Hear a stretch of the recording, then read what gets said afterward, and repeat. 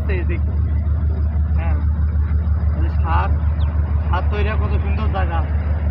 ওইটা হচ্ছে সেই পানির বোতল, ওখানে পানি বেরোয়, পানি বেরিয়ে খুব সুন্দর হয়, পানি বেরোয় সার তৈরি হয়। সার তৈরি হয়ে আসি ভালো জায়গায়। এখানে গোসল করা আছে মাঠ, আর এই সুন্দর একটা গোসল করার জায়গা, দিঘি আছে। হ্যাঁ, সবাই এসে গোসল করবে, আপনারাও আসবেন গোসল করতে, গোসল করে যাবেন। এখন দেখতেই হবে এই জন্য মানুষজন থাকে, গরু ছাগল বান্ধা আছে। সবচেয়ে ভালো দেখতে এটা কত সুন্দর ফ্যাক্টরি।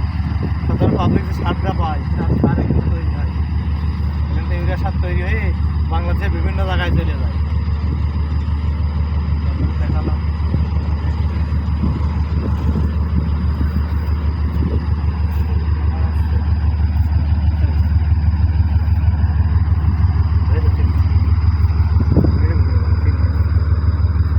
কেবল 1.5 মিনিট হয়েছে।